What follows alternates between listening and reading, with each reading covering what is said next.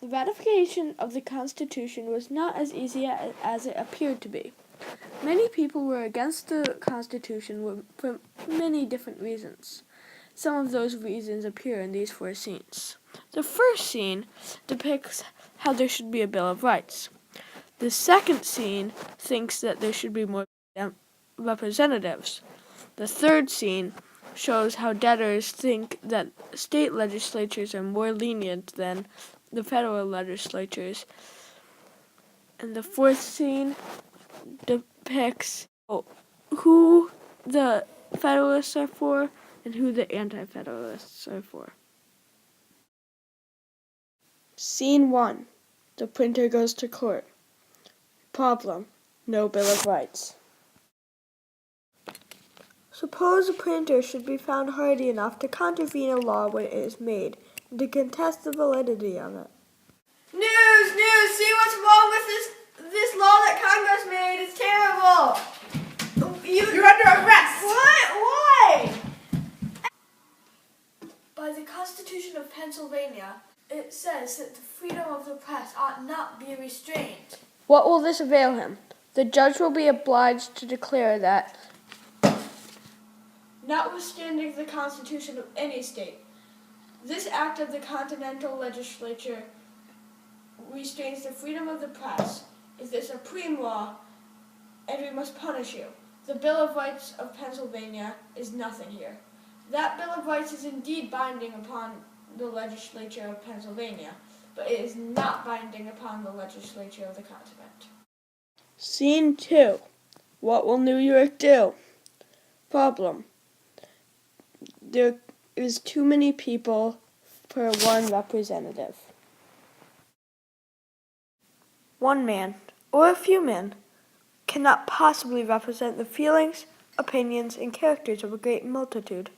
In this respect, the Constitution is radically defective.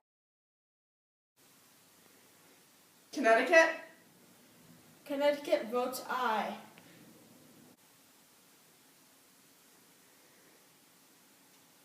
Delaware votes aye.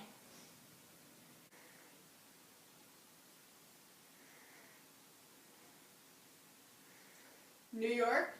I don't know. Some of the population will like this bill, but some will not. Actually, more probably won't.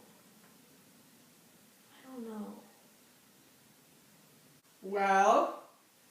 New York abstains from voting. In this way, New York would never end up voting, and the people of New York would never actually get any votes. Scene 3. Shays' Rebellion. Problem: people think that the state legislatures should be more lenient than the federal legislature for forgiving debts.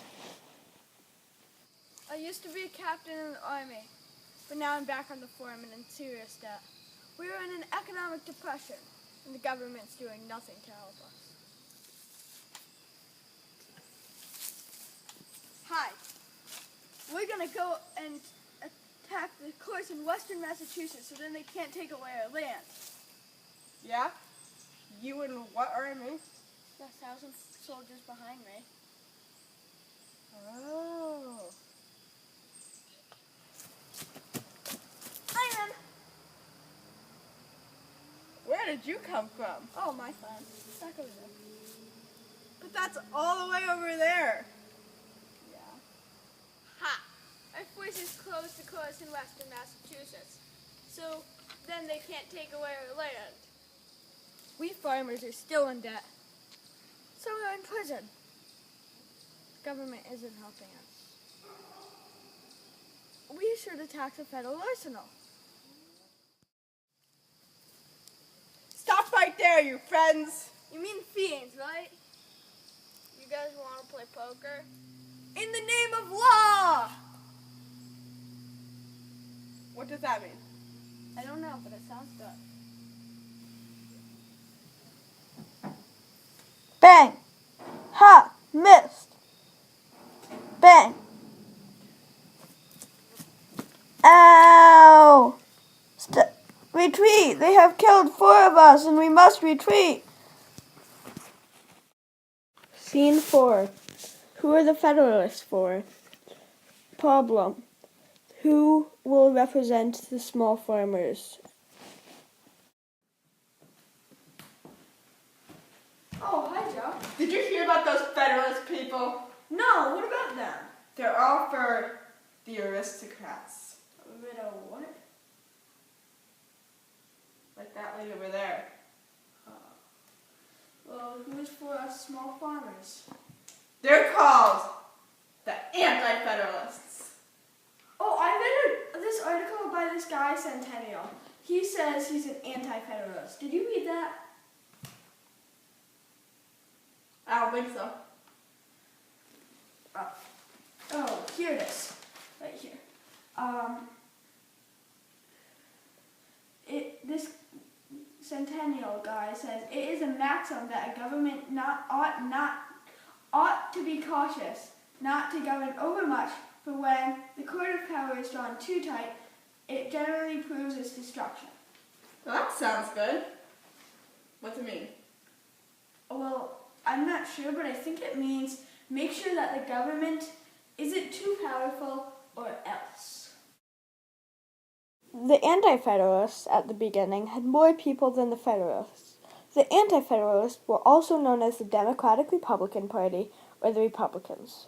Congress also couldn't change laws easily. The 4 reasons shown in this movie why federalism was bad are 1. There are no Bill of Rights. 2. There shouldn't be Congress, and everything should be by the people, not representatives. Scene 3. State constitutions were more lenient about debts. And Scene 4. The Federalists were for the rich people, and there were more farmers than rich people. The Anti-Federalists were for the farmers.